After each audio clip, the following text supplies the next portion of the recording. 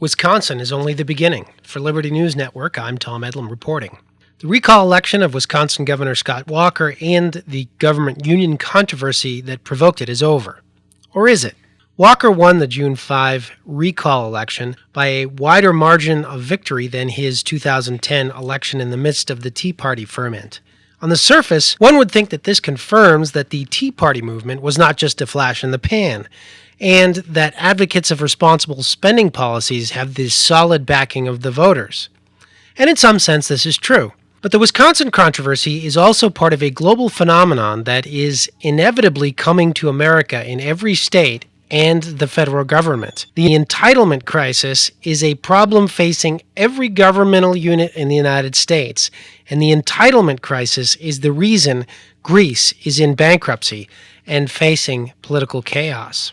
The United States is facing ever greater social welfare commitments, while at the same time higher interest payments on the mounting national debt. Last year, the federal government paid more than $450 billion for interest on the national debt. This interest on the debt didn't feed any children, pay for any roads, or get anyone health care. It did nothing but hold the nation's creditors at bay. That's about $4,000 for every taxpayer in America, thrown in the dumpster. Sadly, this is the good news. The federal government has been able to finance its more than $15 trillion of debt at a very low interest rate, less than 3.25% overall. Once these creditors start to balk at our perpetual deficits that add more than $1 trillion to the pile of debt every year, the interest rate could very well skyrocket to 6 or 7%. This has already happened in much of the Eurozone, not just Greece, but Ireland, Spain, Italy, and Portugal as well. In just 2 or 3 years, it could be $10,000 or more from every taxpayer every year that will do nothing to improve the economy, feed the hungry, educate children, or house the homeless. At that point, the U.S. government will have to cut programs like Social Security and Medicare because they won't be able to raise taxes fast enough to keep up with escalating costs. Social Security is already running an annual deficit and digging into the paper trust fund surplus that Congress spent decades ago. This means more borrowing and more national debt. Which brings us back to Wisconsin. Governor Walker stood up to the teachers union in his state by saying he wouldn't back automatic pay increases for teachers and other public workers that had increased state costs.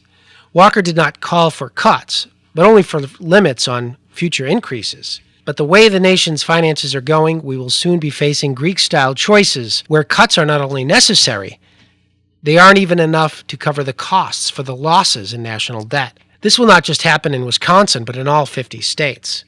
The political establishment on most television networks claims that cuts in spending, austerity, will not lead to a turnaround in the economy.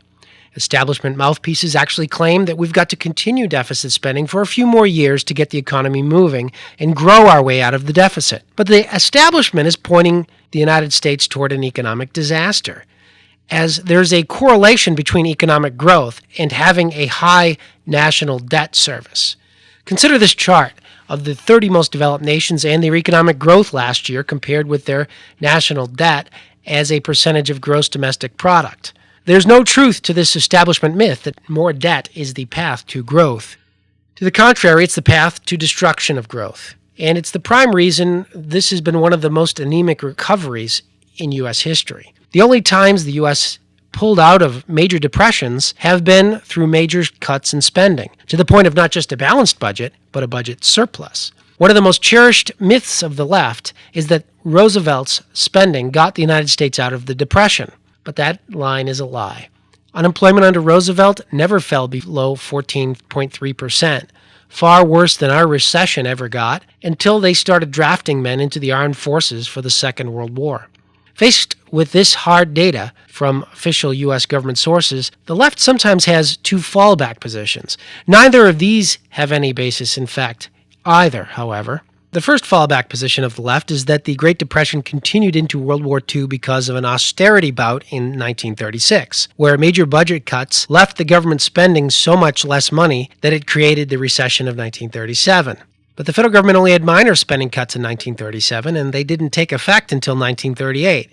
In other words, it was impossible for budget cuts that hadn't happened yet to crash an economy. The other fallback position of the hardcore left is that massive government spending in World War II ended the Great Depression. Government, according to this thesis, saved the economy. But that didn't happen either. The economy went back into recession after World War II, just as it had after World War I, and the Congress followed the same path back to prosperity, massive spending cuts and a budget surplus to start paying off the debt, combined with some small tax cuts when the national balance sheet made it prudent. In other words, they did the opposite of what conventional wisdom today says. After World War I, President Harding and a Republican Congress cut World War I spending levels by more than 2/3. That's billions in contemporary dollars in the red columns on the chart here, despite a recession and a rising unemployment level. Unemployment is measured in blue. The result was a budget surplus and a short recession where unemployment levels quickly returned to normal.